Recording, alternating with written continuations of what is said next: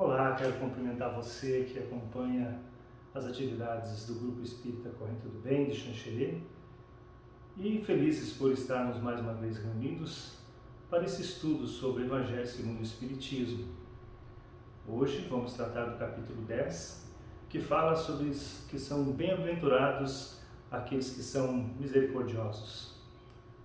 E para a gente dar início ao estudo desta noite, à doutrina desta noite, nós gostaríamos de propor a vocês um momento de reflexão, que possamos nos harmonizar enquanto a gente se prepara espiritualmente para recebermos esse conhecimento tão importante para nossas vidas. Então, façamos um momento de meditação, fechando nossos olhos do corpo físico, elevando nosso pensamento a Deus, que é nosso Pai, a Jesus, o nosso Mestre e benfeitor, solicitando o apoio dos mentores espirituais da nossa Casa Espírita Corrente do Bem, que possam nos orientar, que possam nos dar a luz, e que possamos, através do conhecimento que vamos receber na oportunidade de hoje, e que isso sirva para que nos tornemos pessoas melhores, seres humanos mais evoluídos espiritualmente e moralmente, e que nós sejamos portadores desta luz a todos aqueles que a nós se achegarem, especialmente aqueles pelos quais temos mais apreço. Que Jesus seja nosso guia, nossa luz e nosso exemplo, hoje e sempre. Que assim seja. Amados irmãos, para nós, sempre que falamos a respeito da espiritualidade, existe um momento em que devemos voltar nossos olhos para as Escrituras. Precisamos entender que muito do que está na Bíblia, ela jamais pode se levar como verdade. E a Bíblia possui vários equívocos, devido a várias traduções ocorridas ao longo da história. Cronologicamente, genealogicamente, a Bíblia tem sérios equívocos e todo aquele ensinamento original do Cristo acabou se perdendo ao longo do tempo. Isso se deve ao fato de que as pessoas para as quais o Cristo falava eram pessoas iletradas e, num primeiro momento, o conhecimento foi transmitido de forma oral e posteriormente escrito em grego. Para nós voltarmos um pouco no tempo e na história, o porquê desse fato ter ocorrido com as Escrituras. Voltamos um tempo atrás, em torno de 3 séculos, pouco mais de 3 séculos antes do Cristo, houve o advento do Império do Alexandre o Grande. E por este motivo, ele procurou disseminar a cultura helênica em todo o país ao qual ele conseguiu dominar.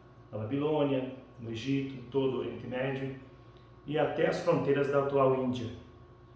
E onde ele chegava, ele procurava, além de incorporar a cultura local dos povos locais, ele buscava implementar a língua grega, de sorte a ter condições de traduzir as línguas locais, as falas locais, com o grego. Por este motivo, o grego acabou se tornando o inglês da antiguidade. Toda pessoa que quisesse ter alguma influência dentro do império, conseguisse se comunicar com todos os povos que faziam parte do império grego, de Alexandre, ele precisava falar grego. E, obviamente, as pessoas que eram eruditas, que tinham a habilidade da escrita, escreviam em grego. E Jesus falava aramaico. Jesus falava a língua do povo. Para a gente fazer um paralelo do que isso significa, muito daquilo que o Cristo ensinou na tradução para o grego acabou se perdendo. Havia diferenças importantes nas duas linguagens. Então, o grego acabou não traduzindo na sua totalidade ao ensinamento do Cristo. E como Cristo fazia esse ensinamento? Eu vou citar aqui um estudioso, um teólogo alemão chamado Joachim Jeremiah. Ele fez um estudo, dedicou a vida toda ao estudo do Testamento, especialmente do Novo Testamento, e todo o Evangelho de Jesus. Nascido em 1900, acabou falecendo no ano de 1971, ele se dedicou ao estudo e também como professor catedrático da Universidade de Leipzig, na Alemanha. E lá ele chegou à seguinte conclusão, que ele precisava retornar aos escritos antigos para que houvesse fidelidade na tradução desses escritos. E na tradução do alemão para o grego e posteriormente do grego para o aramaico, ele que tinha estudado em Jerusalém, numa universidade que era mantida pela Igreja Luterana, ele acabou se aprofundando no estudo e dedicou grande parte da sua vida para traduzir as escrituras do grego para o aramaico original. E ele chegou a uma grande descoberta, inclusive boa parte desses estudos estão no livro de sua autoria, As Parábolas de Jesus. Nesse livro ele coloca que Cristo se utilizava de uma fala rítmica e cronológica, de sorte que a sua fala, as suas parábolas eram ditas em forma de uma cantiga, bem semelhante ao que a gente tem no Brasil, que a gente chama de literatura de cordel. A literatura de cordel ela não tem escrito. Quem conhece a respeito dessa cultura, que é muito comum nos estados do Nordeste, eles fazem xilogravuras, que são basicamente carimbos entalhados na madeira, depois carimbados numa folha de papel, e é pendurado numa corda, né, com um varal, né, por isso o nome literatura de cordel.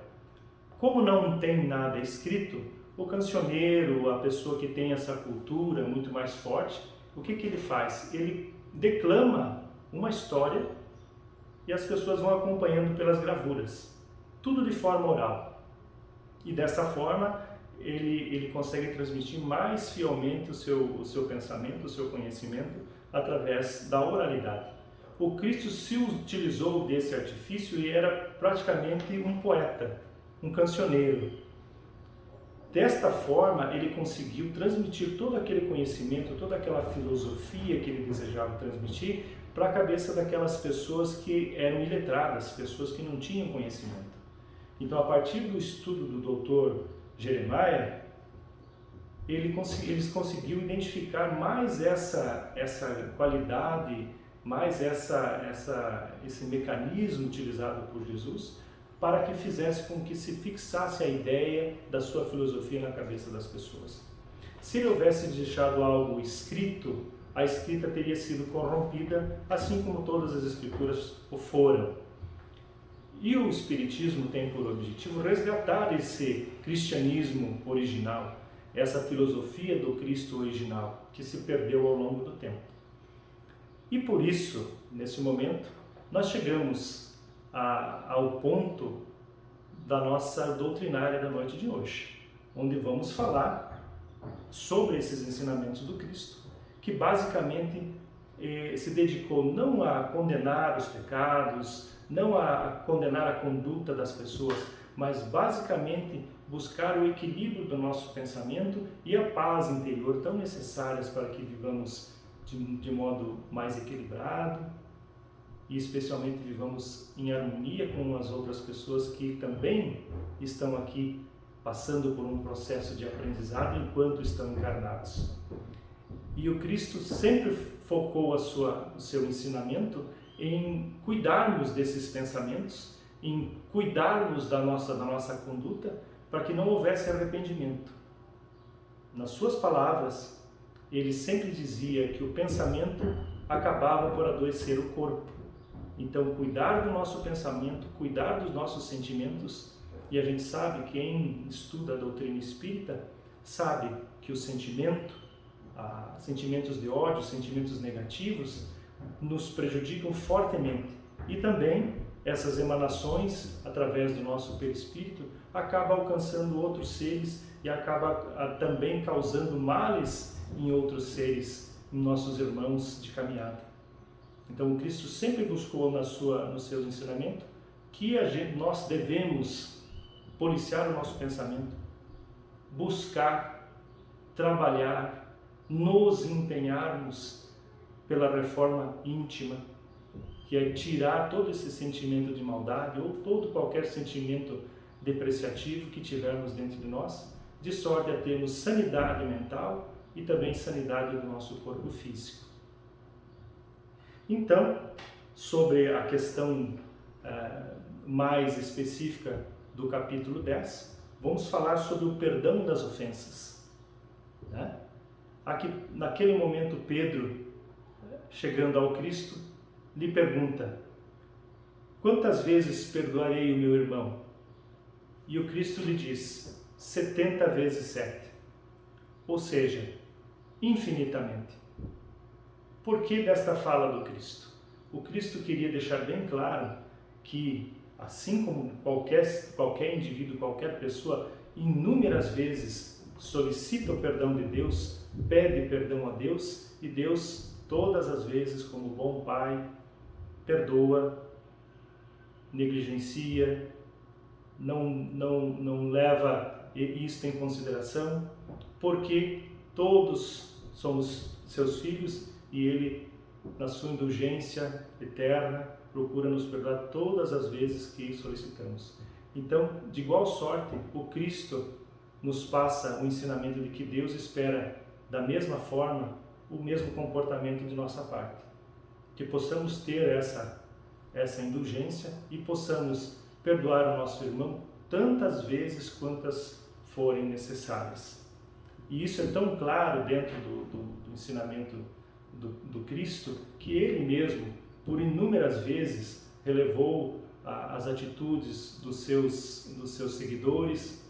Por muitas vezes Ele procurou minimizar, de certa forma, os equívocos do povo judeu, porque a missão dele era transmitir esse conhecimento e fazer com que esse conhecimento chegasse até as pessoas. Tanto é verdade que, se ele desejasse dominar o mundo naquele momento, ele teria força para isso, sem mover uma arma sequer, sem ser rude, sem usar de violência. O povo seguia porque acreditava nele, o povo seguia porque tinha veneração por ele e dava o exemplo, perdoava o tempo todo, atendia a todos, sem distinção, pessoas boas, pessoas ruins, independente do que a pessoa fosse, ele sempre pregava o bem e divulgava o bem por onde andava. E o segundo ponto do nosso estudo de hoje tem a ver com a indulgência. Então, de não vermos o defeito dos outros. O Cristo, em momento algum, apontava os defeitos dos outros. A pessoa a qual nós temos que cuidar e apontar os defeitos somos nós mesmos. Como podemos nós, de alguma maneira, apontar o defeito dos outros quando deixando de observar os nossos defeitos? Então, o Cristo nos pede que, além de perdoarmos infinitamente nossos irmãos, também não tenhamos olhos para os seus defeitos. E cada um, no seu momento, diante da espiritualidade, saberá e terá o seu reconhecimento ou sua punição pela sua conduta. Não cabe a nós, estamos todos no mesmo barco, por assim dizer, não cabe a nós julgarmos os nossos irmãos. Quando muito, salientar isso, que seja uma observação com fim útil e nunca com um objetivo depreciativo. E esse é o ensinamento do Cristo. Fazermos com que nosso irmão possa identificar o seu descaminho e conduzi-lo para o bem, mas jamais de uma forma a humilhá-lo, a ofendê-lo na sua conduta. Sempre buscando orientar, iluminar e conduzir esse nosso irmão para o bem, na medida do possível, na medida do nosso conhecimento. E aí surgem aqui algumas perguntas que o próprio Evangelho nos sugere e que nos faz pensar a respeito desse ensinamento do Cristo. Ninguém sendo perfeito, segue-se que ninguém tem o direito de repreender o próximo? Sim e não. Vamos imaginar, por exemplo, que você seja pai ou mãe. Você tem um ser ali no espírito que foi confiado a você e que você tem o dever de orientá-lo e instruí-lo nessa sua caminhada. Então, cabe a você observar possíveis desvios de personalidade, possíveis desvios de moralidade, e aí sim você orientá-lo de uma forma útil, orientá-lo para o bem. Então sim, é possível interferir na conduta do nosso irmão, desde que seja nestas condições. Foi confiado a você, foi deixado aos seus cuidados, e Deus lhe deu essa incumbência, sabendo que você tem capacidade, você tem condições de conduzir esse ser, esse irmão seu, esse irmão nosso, no caminho do bem. Será repreensível observar as imperfeições dos outros, onde disso não pode resultar em nenhum proveito para eles, quando não serem divulgados? O que ele quer dizer? A situação, por exemplo, da conduta de um irmão nosso deve ser colocada em público. Vocês já devem ter ouvido algo semelhante a isso no meio corporativo, né? Critica em segredo, elogia em público. É mais ou menos nesse sentido que as Escrituras nos falam. Então, sempre enaltecer a boa conduta, sempre buscar elevar o seu irmão na sua boa conduta, elogiar o seu bem-querer, elogiar o seu amor, o seu caminho correto.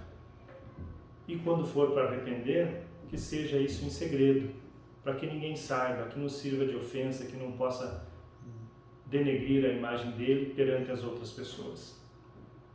Isso é um ato de caridade, um ato de amor, meus irmãos. Todas as pessoas possuem defeitos, porque nós estamos aqui, todos que estamos aqui encarnados, aqui estamos com o objetivo de nos educarmos e avançarmos. Todo esse sofrimento pelo qual passamos nessa existência são necessários a fim do nosso adiantamento. Então não cabe a nós julgar os nossos irmãos, ou mesmo apontar o dedo, julgando, né? Condenando. Como o próprio Deus sempre tem essa indulgência, essa benevolência conosco, nos nossos defeitos, nas nossas falhas, nas nossas inclinações para o mal, também tenhamos essa mesma caridade, essa mesma bondade com relação aos nossos irmãos, que muitas vezes não estão no mesmo patamar evolutivo, né? Nós temos a graça como espíritas de sabermos a verdade. Então ainda temos esse agravante. O fato de nós sabermos de Deus e sabermos das suas leis e do seu desejo, né, para conosco, o que Ele espera de nós, nós somos ainda mais responsáveis e seremos ainda mais cobrados, porque sabemos. Então, mais será cobrado daquele que mais tem a oferecer. Você jamais poderá cobrar de alguém que não sabe, não teve contato, não está íntimo deste conhecimento, desse conhecimento do Cristo na sua plenitude. Não podemos cobrar dele que ele saiba de tudo, mas Deus vai nos cobrar porque nós sabemos. Então, aí a responsabilidade, nós somos os nossos mais severos juízes. E para finalizar essa pergunta, há casos em que seja útil revelar o mal de outrem? Existem duas situações neste caso. Se o mal afeta somente a pessoa que envolvida, que somente ela se sente prejudicada, não é conveniente se falar a respeito. Porém, se a atitude para o mal dessa pessoa envolve outros ou acaba prejudicando outras pessoas, então, em detrimento a uma pessoa, que se faça o bem para a maioria. Então aí sim, levar a conhecimento, levar a público o mal feito, né? Sempre buscando combater a corrupção moral, que muitas pessoas ainda o têm, de sorte a beneficiar a maioria. Então, em detrimento de um, que se faça o bem, visando beneficiar a maioria das pessoas envolvidas. E eu vou trazer para vocês agora um questionamento que uma criança fez à sua mãe, até porque as crianças trazem muita sabedoria, mas ainda como recém-chegados a este mundo material, não entendem o porquê o mundo funciona da forma como funciona.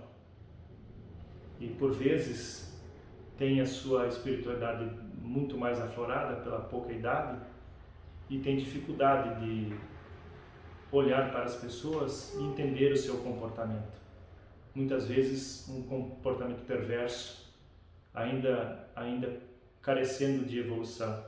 E a pergunta que esta criança fez à sua mãe: por que temos que fazer coisas que doem? Então a criança não entende o porquê do sofrimento que a gente passa nesse mundo enquanto encarnados. Elas não entendem porque as pessoas têm que morrer por coisas fúteis. Por que isso acontece? Aí a explicação da espiritualidade. A dor avisa que algo não está bem e nos estimula à mudança. Se alguma coisa nos desconforta, não está adequado, nosso estímulo a mudar, a melhorar, a buscar uma situação nova para diminuir aquela dor é algo natural. Então a dor que sentimos, o desconforto que sentimos enquanto encarnados, é um estímulo para seguirmos adiante. Mesmo que seja na forma de doença, ou mesmo de angústias do nosso coração, aqueles pensamentos que por vezes atormentam a nossa mente, e aí nos colocamos em depressão, nos colocamos com raiva, dependendo do tipo de ofensa que recebemos, como o ensinamento que vimos na doutrinária de hoje, sobre perdoar as ofensas inúmeras vezes, com indulgência ao nosso irmão. Então essa dor, esse sentimento ruim, nos provoca a nos melhorarmos, a mudarmos de atitude. E nós precisamos ouvir o chamado de nossas dores. O que elas querem nos dizer? Aonde que o calçado aperta? Aonde que o coração aperta? Então, caríssimos irmãos, vamos encerrando a doutrinária de hoje, levando em nosso coração o ensinamento do Cristo. Vamos perdoar e, primeiramente, perdoarmos a nós mesmos. A partir do momento que nos aceitamos e temos essa visão mais carinhosa com relação aos nossos pensamentos, aos nossos sentimentos em relação a tudo que acontece enquanto estamos aqui encarnados, enquanto estamos vivendo essa experiência no corpo, que nós possamos ter o mesmo sentimento com relação ao nosso próximo, seguindo as sábias palavras do Cristo, seguindo as leis naturais de Deus, e que tenhamos, desta forma, pensamento puro, coração puro, para que o nosso corpo e nossa mente estejam sempre saudáveis e com olhos abertos para enxergarmos a luz do Cristo, que é nosso guia e nosso mestre maior. Agradecemos a atenção de todos nesse estudo, e para nós encerrarmos este momento de reflexão que tivemos, eu peço que você, onde você esteja, que nós possamos mais uma vez nos harmonizarmos, vamos fechando os olhos, agradecidos por mais uma vez estarmos aqui, desfrutando deste conhecimento, aproveitando esta mensagem para apaziguar os nossos corações, sempre, sempre, sempre, sempre elevando o nosso pensamento a Deus, nosso Pai amoroso, Jesus, nosso irmão e mestre, nosso grande benfeitor, gratos à espiritualidade, aos mentores da nossa casa espírita Corrente do Bem. Mantenham sua luz sobre nossas cabeças, que nós possamos enxergar tudo aquilo que está ainda escondido aos nossos olhos e possamos despertar para a verdade do Cristo, que possamos despertar para o amor de Cristo e que este amor, essa caridade, essa fraternidade, sejamos nós portadores para todo lugar, onde quer que estejamos, com a graça do Cristo, hoje e sempre. Que assim seja. Uma boa noite a todos e até uma próxima oportunidade.